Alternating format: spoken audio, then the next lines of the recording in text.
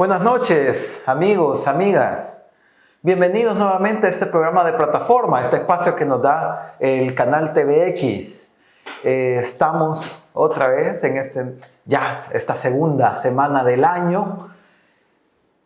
Una semana ya que ya comenzamos a sentir nuevamente cómo vamos a empezar nuestras labores, cómo retomar todo el trabajo del año.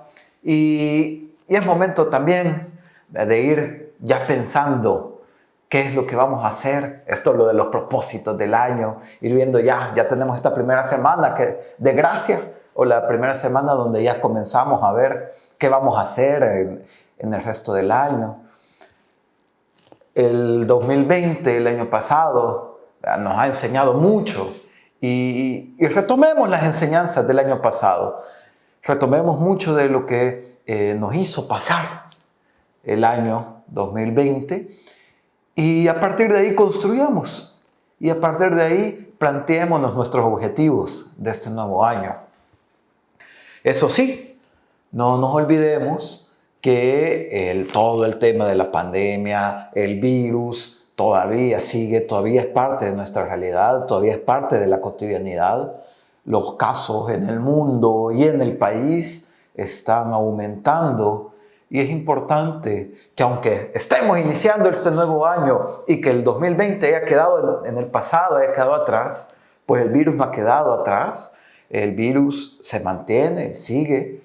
Por ahí incluso estamos oyendo de nuevas cepas del virus, nuevas formas que está adquiriendo el virus. Y nosotras, seamos cuidadosos, seamos cuidadosas para que este 2021 no nos agarre tan de choque como fue el 2020. Hoy sabemos que está ahí. Tomemos todas las precauciones. Siempre todo, mantengamos la mascarilla si salimos, lavémonos las manos, mantengamos la distancia, intentemos evitar lugares demasiado concurridos, a menos que sea estrictamente necesario, de repente que toca ir al banco, que toca ir al mercado, pero intentemos siempre mantener todas las medidas de seguridad, seamos precavidos, sin miedo. Sin miedo, el miedo a veces es mal consejero, pero con mucha precaución, con mucho respeto y con mucha empatía también, con mucha empatía hacia el otro y hacia la otra. Que ese sea uno de nuestros propósitos del año. Ser más solidarios, ser más empáticos, ser capaces de ver al otro, a la otra, desde su propia mirada y no solo desde la nuestra. Podernos sentir, podernos asumir como seres que sentimos y como seres que pensamos y como seres que tenemos contradicciones también, pero que somos al final de cuentas seres humanos y que el cariño, las relaciones humanas, la amistad, el amor, son las cosas más importantes que podemos cultivar. Y en ese sentido, es también importante que estas relaciones que podamos ir construyendo se basen siempre en el respeto, se basen siempre en el diálogo, se basen siempre en la capacidad de ponernos de acuerdo y poder estar de acuerdo en que estamos de desacuerdo. Y que eso no es motivo de querer pegar al otro, de querer meternos con el otro. Eso es una lección bien importante que como país hemos aprendido y que nos tocó aprenderla después de un siglo entero de dictaduras militares, de represión del Estado, de represión institucionalizada del Estado, donde a muchos y muchas fueron ultrajados, fueron violentados, fueron asesinados por pensar diferente, por decir diferente, por hablar diferente, por cantar diferente, por bailar diferente. No seamos nuevamente no sembremos esa semilla de la confrontación y del odio otra vez. Porque estamos en un contexto mundial donde parece que todas estas fuerzas reaccionarias de confrontación están volviendo a resurgir. Lo vimos la semana pasada. Todos los eventos que pasaron alrededor de la toma del Capitolio, de los simpatizantes del presidente Trump. Cómo entraron, irrumpieron en la Cámara de Representantes y se tomaron el espacio.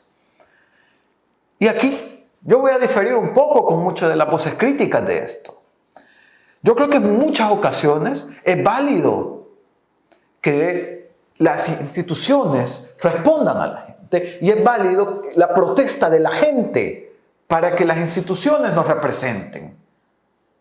Eso es válida la protesta en la calle, es válido salir a defender nuestros derechos. Pero eso, defender nuestros derechos, cuando eso implica que nuestros derechos sean también los derechos de todos y de todas. Los cómo también importan.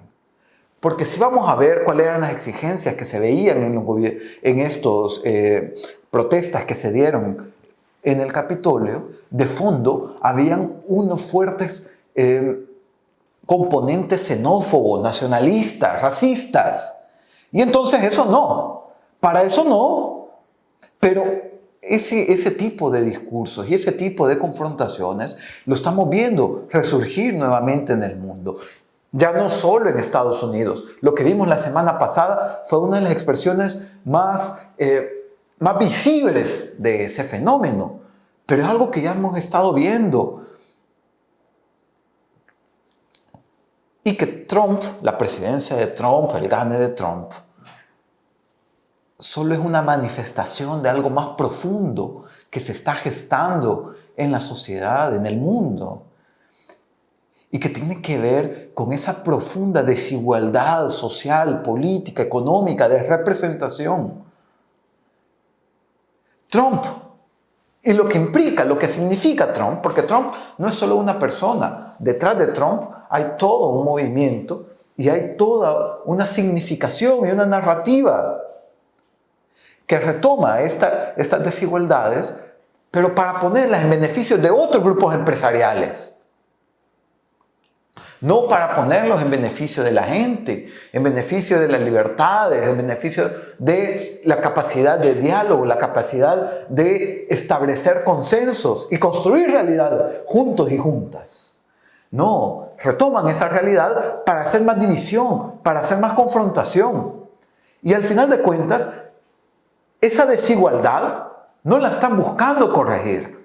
Están buscando construir ese muro. Construir un muro para hacer más marcada esa desigualdad y ponernos a unos, a unas contra los otros y contra las otras.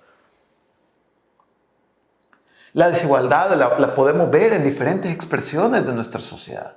Desigualdad en términos económicos. Según los últimos informes de riqueza de Oxfam, 26 personas en el mundo, las más millonarias, tienen el mismo nivel de riqueza que la mitad más empobrecida, 3.500 millones de personas en el mundo. O sea, 26 personas concentran el mismo nivel de riqueza que 3.500 millones de personas. Esa es una desigualdad exorbitante, increíble. Aquí en El Salvador, según el informe de Weltex, es una consultora gringa, 160 personas concentran alrededor de 21.000 millones de dólares de riqueza. Lo que producimos como país en un año anda alrededor de los 26.000 millones de dólares. Y estamos hablando entonces, según estas estimaciones, que 160 personas acumularán 21.000 millones de dólares, casi todo lo que produce el país en un año. Pero estas desigualdades tienen otras expresiones. Tenemos desigualdades en términos de género. Si vemos brechas salariales, por hacer el mismo trabajo, los hombres tienen salarios mayores que las mujeres. E incluso los salarios promedios de las mujeres en muchas de las actividades económicas son inferiores al salario mínimo. Y estas son grandes desigualdades que se vienen marcando. Desigualdades en términos sociales. El acceso a la tierra, el acceso a la vivienda, el acceso a los servicios básicos, servicios de agua, el acceso a la alimentación, el acceso a la salud, a la educación básica, a la educación secundaria, a la educación superior. Son al final de cuentas brechas de desigualdad que nuestra sociedad va generando. Y no solo en este país, son brechas de desigualdad que se van gestando en todo un contexto de crisis global. Estamos en medio de una crisis de crisis. Y vamos a seguir así.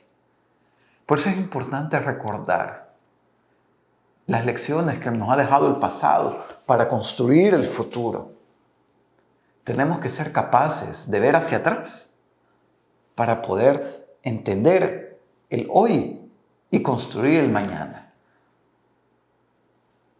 Esta semana, el sábado, vamos a estar conmemorando la firma de los acuerdos de paz en este país.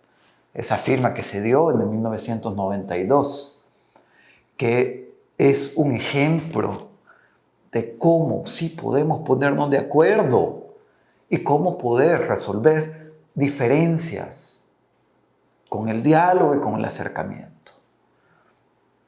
La firma de los acuerdos de paz tiene una importancia trascendental para el país, fundamental. Lo que conocemos al país de ahora, El Salvador del 2021, no lo pudiéramos entender si no entendemos el 1992 y la firma de los acuerdos de paz. La emergencia de nuevos partidos políticos, de nuevas figuras políticas, solo tiene cabida gracias a la firma de los acuerdos de 1992. Figuras como el presidente Bukele, partidos como Nuevas Ideas, solo pueden existir ahora gracias a las reformas políticas que se dieron en el marco de la firma de paz de 1992. ¿Por qué? ¿Por qué me estoy refiriendo a eso? ¿Por qué lo digo así tan tajantemente? Si vemos hacia atrás, si vemos un momento, saquémonos los discursos de odio, saquémonos los discursos de confrontación, veamos hacia atrás. Veamos nuestra historia como país. Todo nuestro siglo XX estuvo marcado de dictaduras militares, estuvo marcado de masacres, estuvo marcado del genocidio de gran parte de nuestra población originaria. En 1932, como bien decía Roque Dalton, todos nacimos medios muertos después de 1932. Eso está marcando una época en nuestro país. Las dictaduras militares, la represión del Estado. 1975, la marcha de los estudiantes de la Universidad Nacional. Cómo fueron masacrados estudiantes que estaban exigiendo libertad, estaban exigiendo ser capaces de pensar por sí mismos. Estaban exigiendo poder salir a las calles y que los cuerpos represivos del Estado no los asesinaran en la calle. Y los terminaron asesinando en la calle. 1981, en el Mozote, cuando estos cuerpos, estos batallones del ejército llegan a peinar la zona del Mozote y los lugares aledaños. Más de 1,000 víctimas asesinadas ahí, sin conocer todavía justicia. Gobiernos militares al servicio de oligarquías cafetaleras, al servicio del poder económico, que se venían sucediendo entre dictaduras militares, golpes de Estado, elecciones de partido único, fraudes electorales. Y así se vino consolidando y así se vino construyendo el siglo XX de nuestro país. En medio de sangre, en medio de comunidades masacradas, dañadas, en medio de pobreza, marginación y exclusión. donde en pleno siglo XX mucha de nuestra gente vivían casi en época feudal.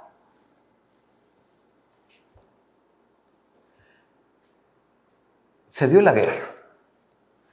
1979 se da el golpe de Estado y se da la Junta Revolucionaria de Gobierno, que al final de cuentas es desmontada y termina con la Junta de Gobierno de 1980. Asesinan a Monseñor Romero, a nuestro compañero Romero. Y eso desata, al final de cuentas, todo el proceso civil armado, donde muchos y muchas perdimos a gente querida. Un proceso que significó para muchos y para muchas la separación de nuestras familias. Sé que aquí este programa lo ven muchos y muchas allá afuera del país. Y para muchos y muchas, esta salida tuvo mucho que ver con el conflicto armado. Separación de familias, pérdida de familias, pérdida de comunidades enteras. Todo eso significó para el país los 12 años de guerra que terminaron en 1992. Ese conflicto abierto en las calles por pensar diferente terminó en 1992. Y hay que reconocer la importancia de 1992. Es necesario reconocer la importancia de los acuerdos de paz de 1992. Porque ahora puedo estar aquí hablándoles a ustedes gracias a los acuerdos de paz de 1992. Puedo venir aquí y decirles cómo Arena privatizó la banca, las pensiones, y cómo en el camino de esa privatización se quedaron con buena parte de recursos públicos. Puedo venir aquí y decirles cómo en el gobierno del FMLN se ocuparon partidas oscuras de manera particulares para beneficiarse a determinados grupos adentro de esos partidos. Puedo venir aquí y decirles cómo algunos grupos de poder económico, político, han estado usando el Estado para beneficiarse a ellos y a ellas. Y no tengo miedo de que me maten por eso. Puedo venir aquí, sentarme y comentarles con datos, hablar sobre la poca transparencia que ha tenido el Estado, el gobierno de Nayib Bukele. Y no debo tener miedo por eso. Y también ustedes pueden decir, tienen la libertad y tenemos la capacidad de criticar a los gobiernos de Arena que estuvieron y que aumentaron en muchas ocasiones la exclusión, la marginalización, la pobreza, la desigualdad. Tienen también ustedes la capacidad, la libertad de decir de toda la poca capacidad de ejecución y el desapego con las comunidades que tuvieron los gobiernos del FMLN. Y no tienen que tener miedo por eso. Tienen ustedes también la capacidad de discutir y de cuestionar al gobierno actual de Bukele. Y no deberían de tener miedo por eso. Nadie debería de tener miedo por eso. De ninguno de los gobiernos anteriores, ni de los actuales, ni de los futuros. Para eso sirven los acuerdos de paz. Para que podamos estar aquí y podamos cuestionar y ser capaces de construir realidad. Los acuerdos de paz no fueron nunca, jamás, la solución de los problemas del país. Lo que hicieron los acuerdos de paz fueron darnos la base, el piso sobre el cual nosotros y nosotras debemos de construir. Ese país que queremos, ese país que necesitamos, ese país que anhelamos. Por eso es importante que lo reconozcamos. No podemos volver atrás. No podemos regresar a ese pasado oscuro del país. Tenemos como el piso, tenemos como base esos acuerdos. Y a partir de ahí construyamos. juntos, juntas, a partir del diálogo. Las actuales juventudes, las generaciones como la mía, somos las primeras generaciones que crecimos y nos formamos en un contexto sin guerras, ni dictaduras militares, ni represión institucionalizada. Amigos, amigas, compañeros, compañeras, no seamos también la generación que lo reproduzca. No seamos la generación que vuelva al pasado y que vuelva a anhelar esa represión y que vuelva a anhelar esa etapa oscura del país. Construyamos y construyamos siempre desde la alegría, desde la solidaridad y desde la empatía. Buenas noches, un gran abrazo, amigos, amigas.